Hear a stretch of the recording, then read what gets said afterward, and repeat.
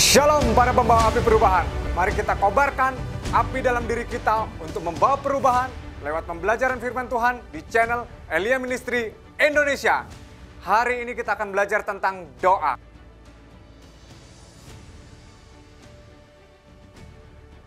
Terpujilah Engkau Allah yang Maha Besar.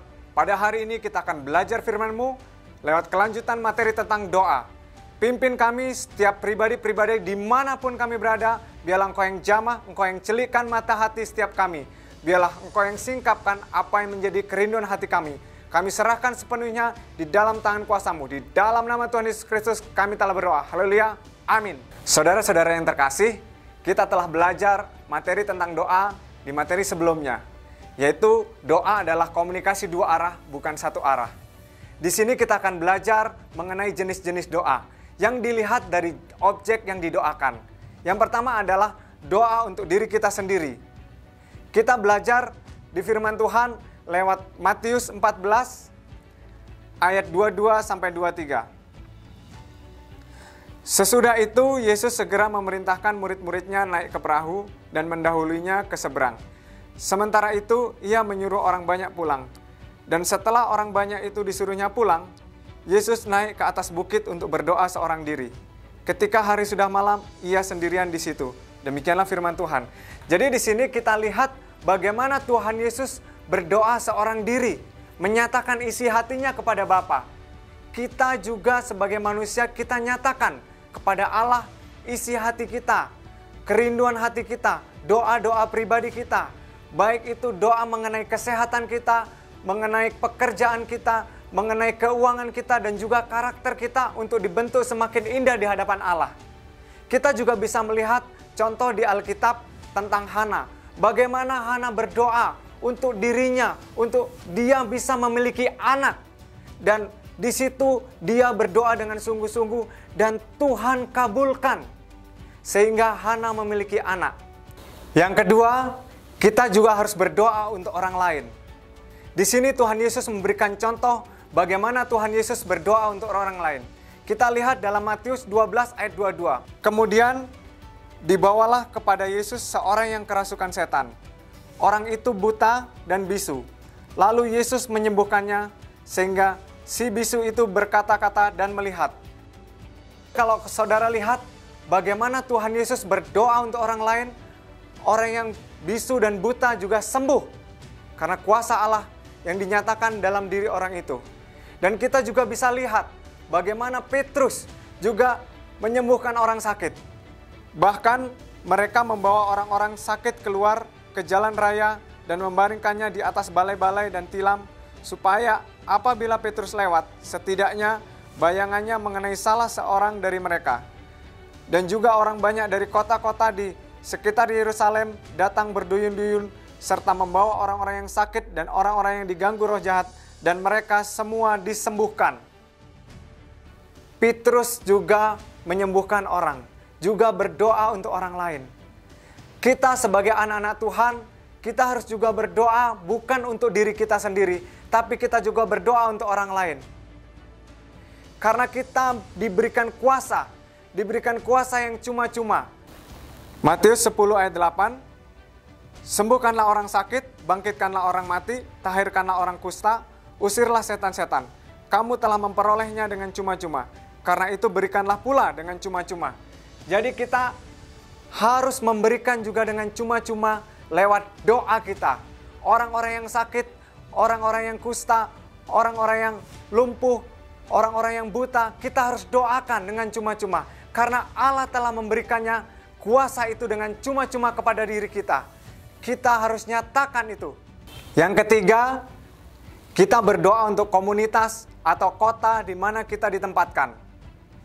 Di sini Tuhan Yesus memberikan contoh.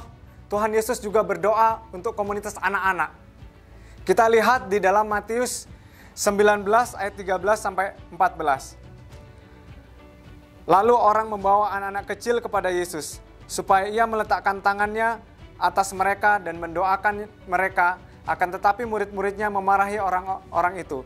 Tetapi Yesus berkata, biarkanlah anak-anak itu, janganlah menghalang-halangi mereka datang kepadaku, sebab orang-orang yang seperti itulah yang empunya kerajaan surga.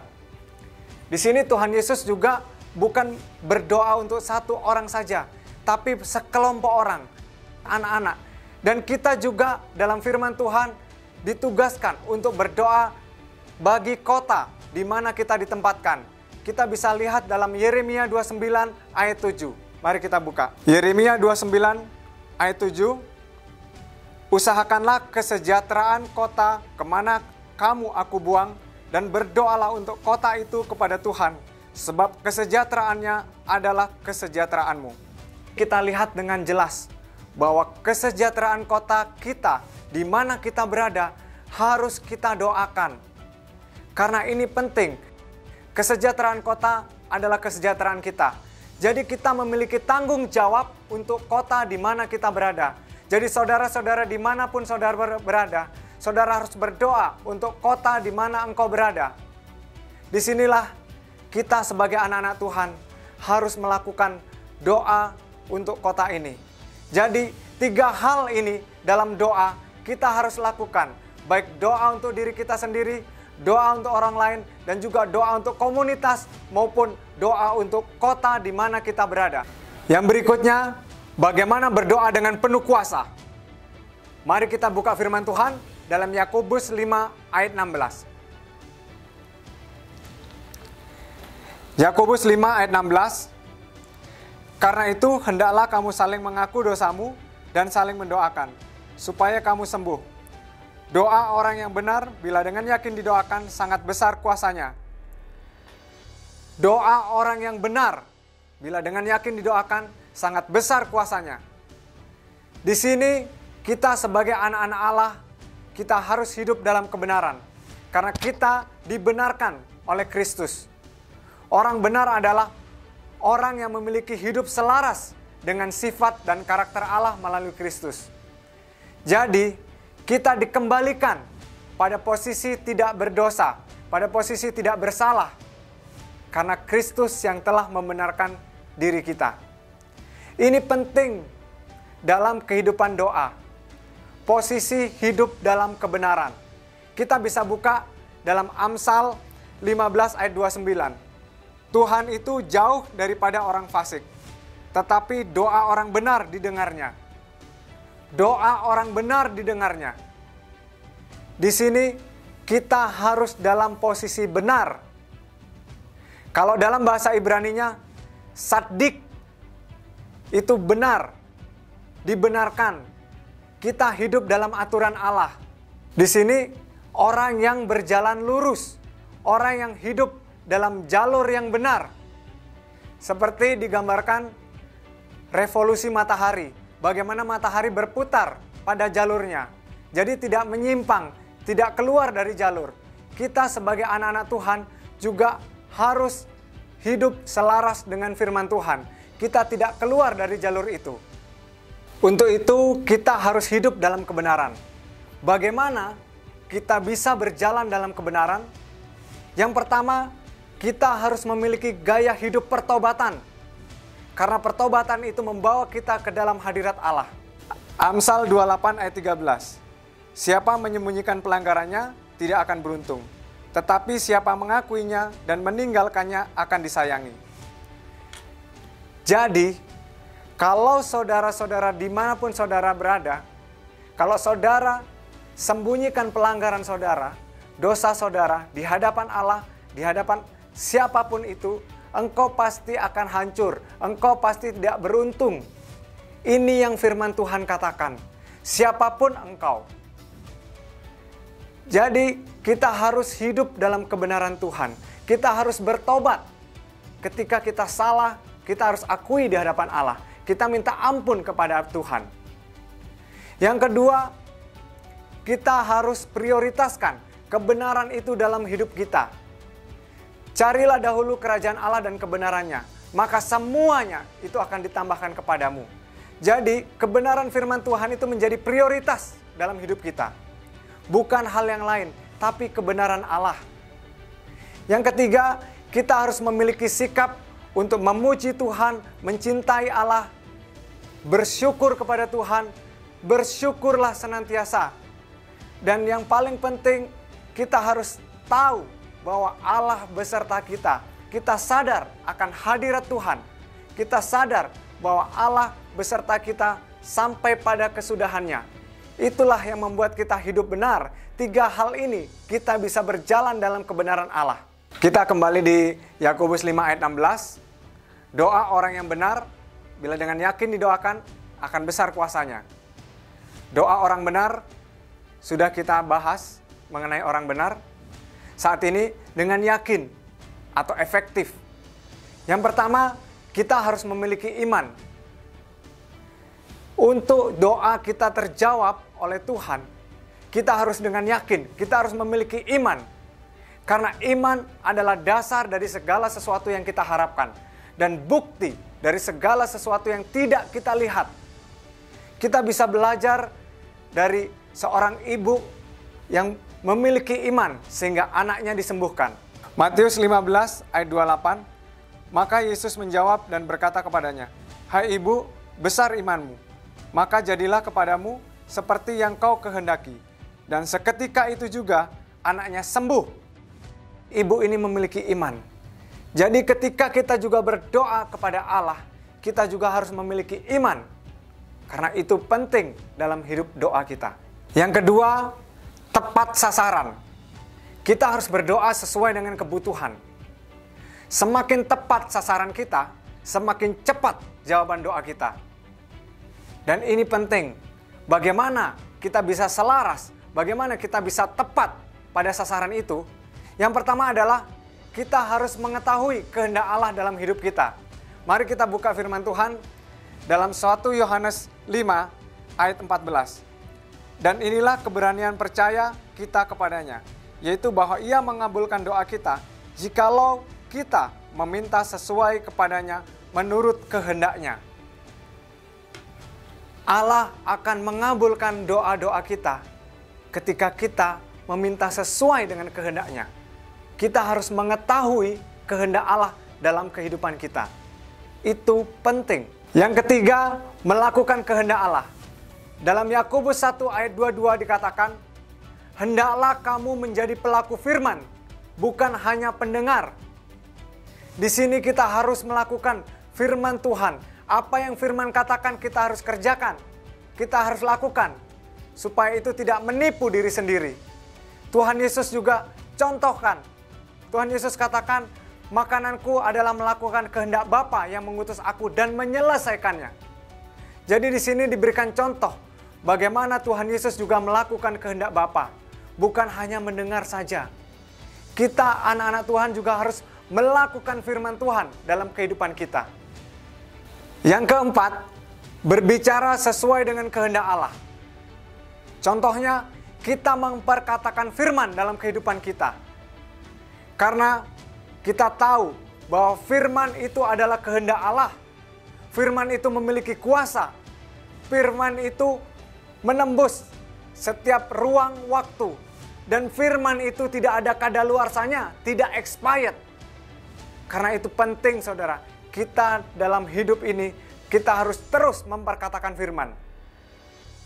Selain memiliki iman dan tepat pada sasaran, yang berikutnya, kita jangan sampai salah berdoa. Dalam Yakobus 4 ayat 3, saya akan bacakan. "Atau kamu berdoa juga, tetapi kamu tidak menerima apa-apa, karena kamu salah berdoa. Sebab yang kamu minta itu hendak kamu habiskan untuk memuaskan hawa nafsumu." Jangan sampai salah berdoa. Jangan sampai untuk memuaskan hawa nafsumu. Karena kita tidak akan menerima apa-apa. Itu yang firman Tuhan katakan dalam hidup kita. Jadi untuk memiliki keyakinan dalam doa, yakin dalam doa kita harus memiliki iman tepat pada sasaran dan jangan sampai salah dalam berdoa. Kita sudah belajar tentang kebenaran dalam doa dan posisi orang benar. Dan keyakinan dalam kita berdoa, yakin dalam doa. Ketika dua hal ini kita lakukan, kita dalam posisi benar dan kita yakin, maka doa itu sangat besar kuasanya. Saatnya kita lakukan doa itu dengan konsisten, dengan gigih, dengan tekun. Karena doa jawabannya itu tidak terjadi secara kebetulan. Kita harus lakukan sesuai dengan cara Allah, sesuai dengan waktu Allah. Kita harus tepat-tepat. Karena dalam Galatia 4 ayat 4 dikatakan, genaplah waktunya. Jadi ada waktu Allah dalam jawaban doa kita. Kita harus ingat itu. Bukan waktu kita, tapi waktu Allah.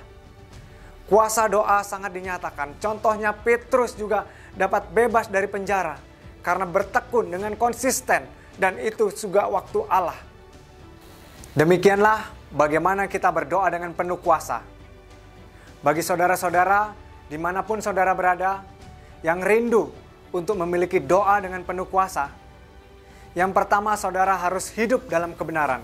Saudara harus dibenarkan. Saat ini, bagi saudara-saudara yang belum percaya kepada Tuhan Yesus Kristus sebagai Tuhan dan Juru Selamat saudara, saat ini ikuti doa saya.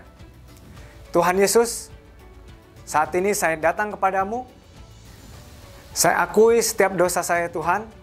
Dan saya minta ampun kepada Engkau. Ampuni untuk setiap dosa saya. Dan saat ini saya buka hati saya. Mengundang Tuhan Yesus Kristus untuk masuk dalam hati saya. Masuk dalam hidup saya. Menjadi Tuhan dan Juru Selamat dalam hidup saya. Dan memimpin untuk kehidupan saya selanjutnya. Setiap langkah saya serahkan kepada Tuhan Yesus Kristus. Dan saya percaya hidup saya terus dalam pimpinan Tuhan. Dan saya lahir baru. Bagi saudara-saudara, dimanapun saudara berada, saya juga berdoa untuk saudara. Bagi saudara yang sakit, saudara yang mengalami pergumulan berat, saat ini saya berdoa.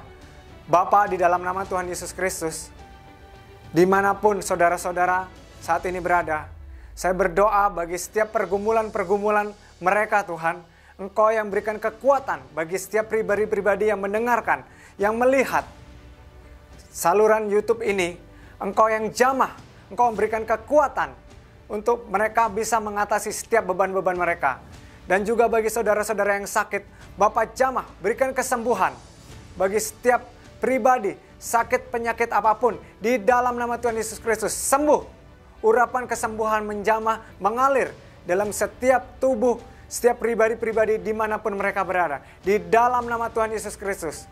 Dan saat ini ya Tuhan, Engkau juga berkati kehidupan mereka ya Tuhan. Di dalam kondisi pandemi ini ya Tuhan, Engkau yang curahkan berkat-berkat-Mu melimpah bagi anak-anak-Mu. Saat ini ya Tuhan, kami ketuk pintu surga terbuka, langit tembak pecah, tingkap-tingkap langit terbuka selebar-lebarnya. Engkau yang curahkan ya Tuhan, berkat-berkat-Mu tercurah melimpah di dalam nama Tuhan Yesus Kristus. Terima kasih ya Allah, biarlah Engkau yang materaikan firman-Mu pada saat ini terpatri dalam hati kami. Dan kami siap ya Tuhan, untuk terus melangkah dalam kebenaran firman-Mu. Di dalam nama Tuhan Yesus Kristus, kami telah berdoa. Haleluya, amin.